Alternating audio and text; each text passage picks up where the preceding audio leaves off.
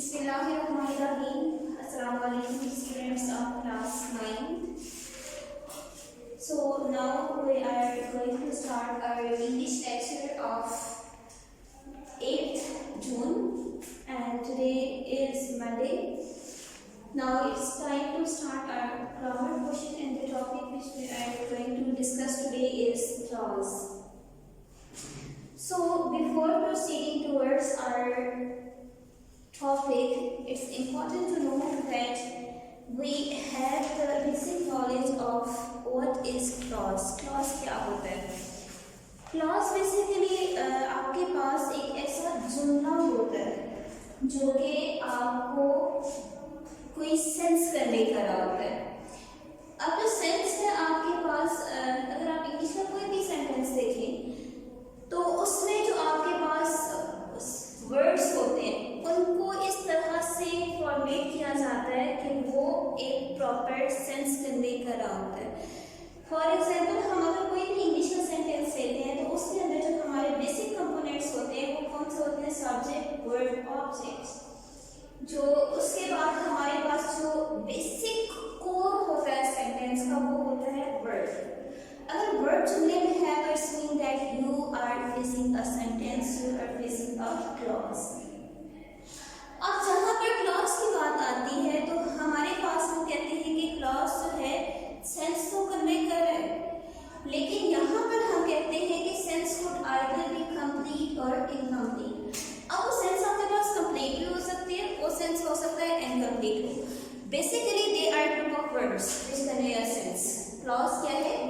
कोई भी सेंटेंस ली तो आपके पास कॉम्बिनेशन ऑफ वर्ड्स, क्लॉज या सेंटेंस तभी कहलाएगा जब वो कोई सेंस कन्वे करेंगे. अगर ऐसे आप आगे पीछे वर्ड्स उठा कर लिख देंगे और वो कोई सेंस कन्वे नहीं कर रहे होंगे तो हम कभी भी नहीं कह सकते कि ये हमारे पास क्लॉज है, ये हमारे पास सेंटेंस है, जब तक वो कोई सेंस कन्वे ना करे. अब यहाँ पर जो है आपके पास जो सेकेंड हमने पॉइंट लिखा है, सेंस को आइदर बी कंप्लीट और इनकम्प्लीट. अब कंप्लीट के सेंस में होगी कि ऐसा जुमला जो कि अपना मतलब खुद से पूरा कन्वे कर रहा है, वो है आपके पास कंप्लीट थॉट वाला सेंटेंस या कंप्लीट थॉट वाला क्लॉज. और वो जुमला जो आपके पास कंप्लीट थॉट नहीं कन्वे करा, उसको किसी दूसरे जुमले की मदद की जरूरत पड़ रही है, तो वो आपके पास बनेगा इनकम्प्लीट थॉट.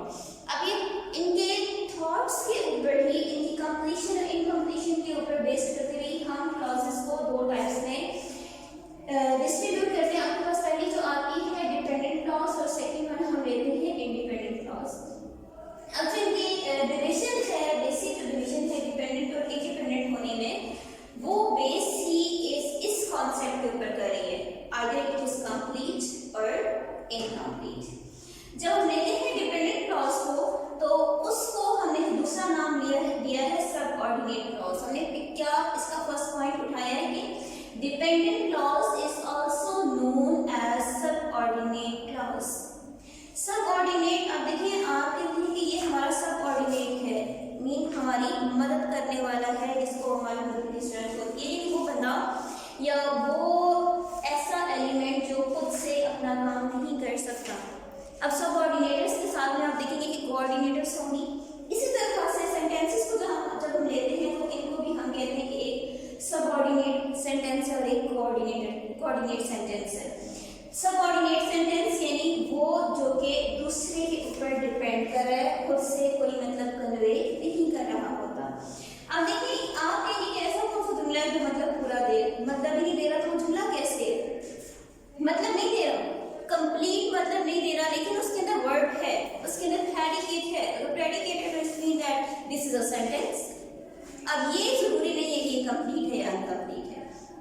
सेकंड पॉइंट जो हम लेंगे, clause dependent clause does not convey a complete sense. यही जो हमने यहाँ से सेकंड पॉइंट लिया था क्लॉज का, डिपेंडेंट क्लॉज में वही चीज उसका बेसिक पॉइंट बनकर आ रही है कि this clause does not convey a complete sense. In other words, we can say that this clause cannot stand on its own. ये अपने बल पर खड़ा नहीं हो सकता, अपने बल पर कोई मीनिंग कन्वे नहीं कर रहा. This needs other clauses to convey a complete sense, यानी अपना मतलब पूरा करने के लिए इसको हर सूरत में किसी दूसरे क्लॉज की मदद की जरूरत पड़ती है। अब देखिए हम कह रहे हैं कि इस क्लॉज को या इस जुमले को अपना मतलब पूरा करने के लिए दूसरे जुमले की जरूरत पड़ती है। अब डेफिनेटली हमें एक जुमले को जब दूसरे जुमले के साथ लिंक करना है तो हमें उस जुमले को लिंक करने के लिए कुछ अल्फाज का सहारा लेना पड़ेगा। हम ऐसे ही तो बेहंगमली एक जुमले को दूसरे जुमले के साथ नहीं मिला सकते। तो जो अल्फाज हम जुमलों को आपस में मिलाने के लिए इस्तेमाल करते हैं उनको हम कहते हैं कंजंक्शंस। उनको हम क्या कहते हैं? कंजंक्शंस। ये जो कंजंक्शंस होते हैं basically these conjunctions are joining words. इनका काम यही है कंजंक्शंस का कि ये दो जुमलों को, दो फ्रेजेस को, दो क्लॉजेस को आपस में मिला रहा होता है।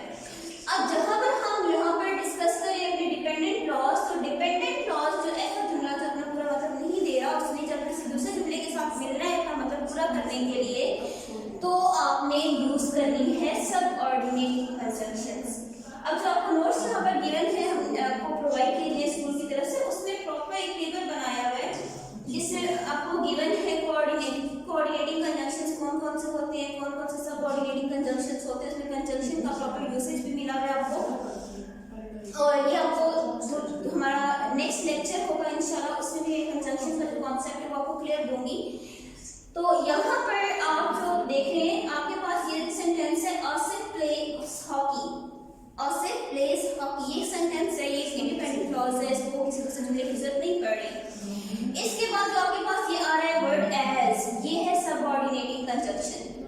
तो सबऑर्डिनेटिंग कंजंक्शन से जो अगले वाला हिस्सा है जुमले का, जो रेस्ट ऑफ द सेंटेंस है आपके पास यहाँ पर बोर्ड पर, आपके पास एज है सबऑर्डिनेटिंग कंजंक्शन। तो एज को मिलाकर जो अगला हिस्सा है जुमले का, ये आपके पास बन रहा है डीसी, यानी कि डिपेंडेंट क्लॉज। ठीक है, इंडिपेंडेंट क्लॉज ये खुद से अपना मतलब कन्वे कर रहा है, और जो डिपेंडेंट क्लॉज है ये अपना मतलब खुद से पूरा नहीं कर रहा, इसको मतलब पूरा करने के लिए इंडिपेंडेंट क्लॉज की जरूरत पड़ती है। तो इंडिपेंडेंट क्लॉज को डिपेंडेंट क्लॉज के साथ मिलाने के लिए हमने जिन वर्ड्स का सहारा लिया है वो हमने यूज किया है यहाँ पर सबऑर्डिनेटिंग कंजंक्शंस।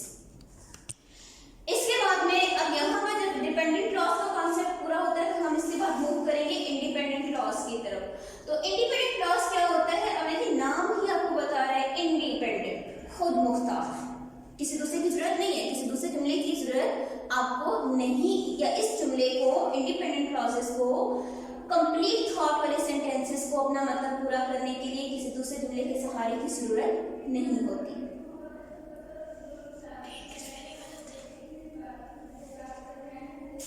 अब देखिए यहाँ पर जिस तरह है आपके पास this clause is known as main clause. ये क्लॉज हमारे पास क्या कहलाता है?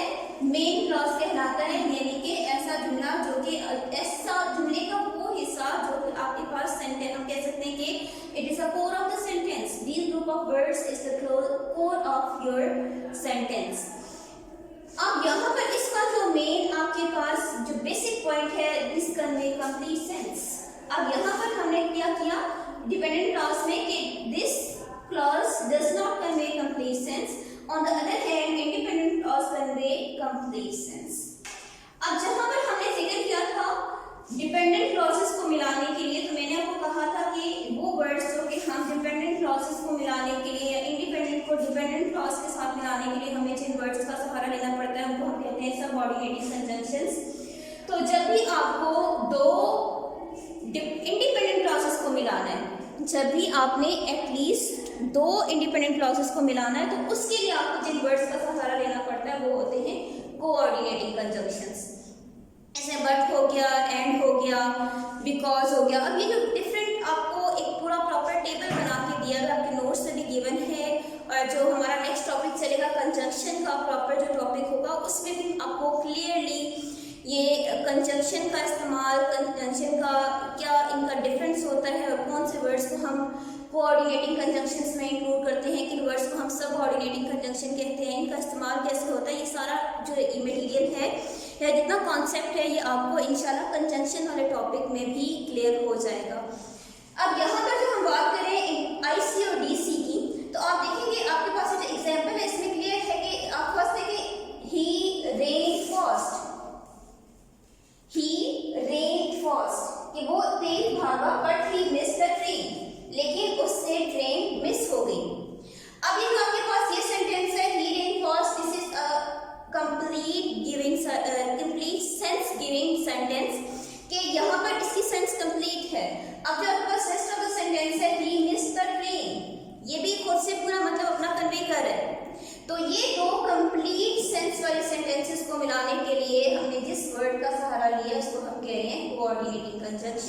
और ये पूरी कोऑर्डिनेटिव कंजंक्शन के साथ मिलता हुआ जो आपके पास दो सेंटेंसेस आई सी आ रहे हैं, ये आपके पास मिलकर बनाएंगे कंपाउंड सेंटेंस। तो यहाँ पर हमारा आज का जो लेक्चर है वो कंप्लीट होता है। आपका जो 8 जून का टास्क है वो यही है, आपने इसको अपनी नीट कॉपीज पर नीटली नोट डाउन करना है और आपने 5 सेंटेंसेस डिपेंडेंट क्लॉज के और 5 सेंटेंसेस इंडिपेंडेंट क्लॉज के अपनी रफ कॉपीज पर नोट डाउन करने हैं। इंशाल्लाह हम कल के लेक्चर के साथ दोबारा अपनी क्लास को कंटिन्यू करेंगे। अल्लाह हाफिज़। बेचकर अपने दोस्तों के सामने जो है वाह वाह करवा लेते हैं कि ये हमने लिखी है या हमने ये मुसव्वरी हमने की है, शेर व शायरी हमने की है, और गरीब तबका वैसे का वैसा ही रहता है और अपना नाम अमीर लोग लगवा लेते हैं कि ये किताब हमने लिखी है, ये मुसव्वरी हमने बनाई है। इस ड्रामे में जो है जो बेसिकली किरदार जो है वो शेख तजम्मुल का किरदार है, जो अमीर तबके को जो है ना उसकी नुमाइंदगी करता है।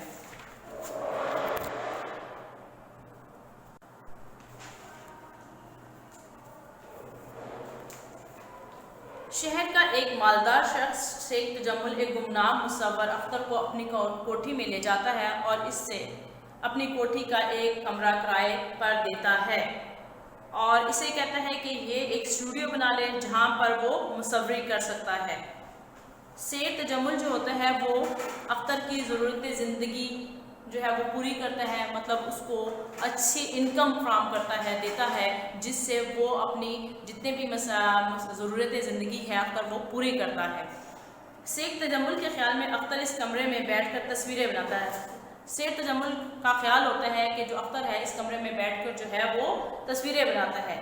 शेख तजम्मुल अख्तर की तस्वीरें खरीद कर अपने दोस्त अहबाब में जो है अपने दोस्तों में वो दे देता है और तोहफे के तौर पे देता है और अपनी दाद वसूल करता है कि मैं बनाता हूँ।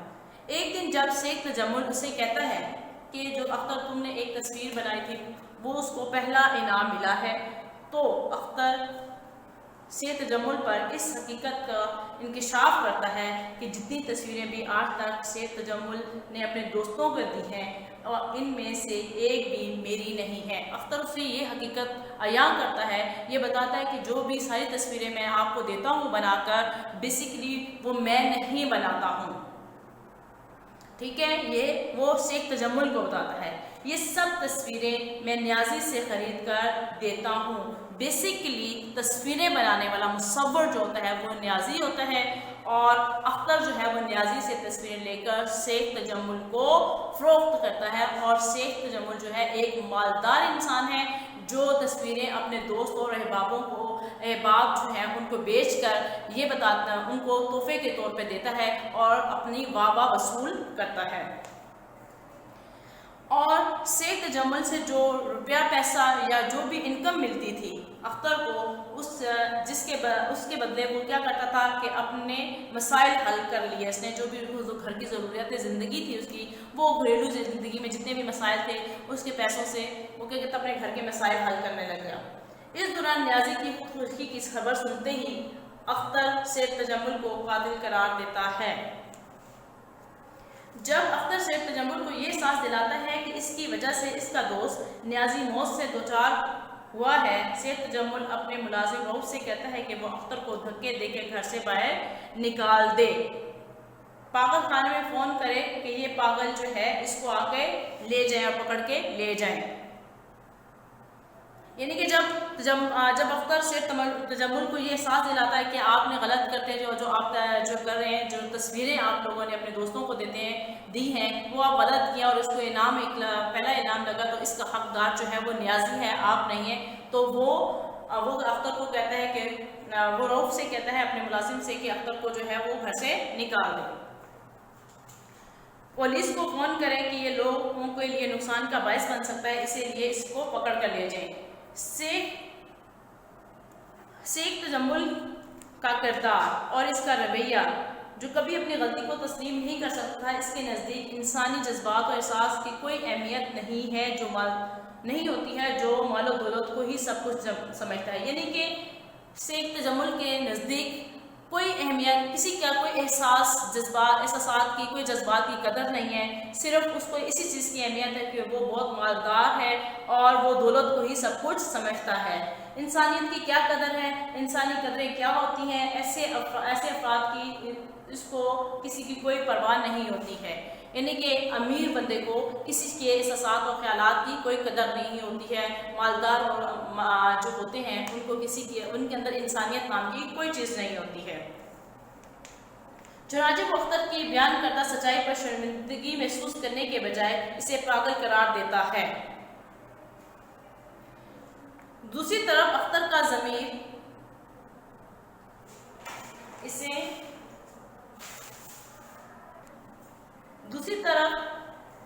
ज़मीर जागता है। वो बरमला से तजम्मुल को कातिल करार देता है और वो यही मौक़िफ़ इख्तियार करता है कि सच्चाई का इज़हार करता रहेगा, कभी भी खामोश नहीं होगा। हज़ूर सल्लल्लाहु अलैहि वसल्लम ने ईमान के जो दर्जे बयान किए हैं, इनमें सबसे कम तर दर्जा ये है कि बुराई को बुरा समझा जाए। इससे बेहतर है कि बुराई को बुरा कहा जाए और सबसे बेहतर यह है कि बुराई को रोकने की कोशिश की जाए। अख्तर बुराई को बुरा कहने की मंजिल पर हमेशा नजर आता है। जब न्याजी की खुदकुशी कैसे पता चलता है तो इसका ज़मीर जाग उठता है। एहसास जुर्म इसके लिए नाकाबिल बर्दाश्त हो जाता है तो वो से तजम्मुल के दबाव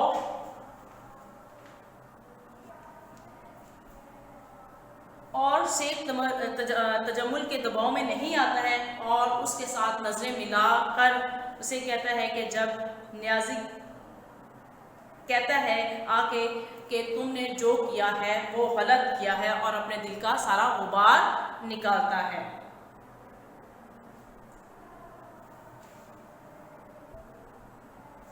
आखिर में मुसन्निफ कहता है कि हमारे सामने उसकी हकीकत बरहाल वाज़िया कर देता है कि अपनी गलती का इल्म होने पर इसके जज्बात और एहसासात में चाहे तब्दीली ना आती, लेकिन इसकी पेशानी पे आने वाला पसीना इसके गलत होने का सबूत बन जाता है।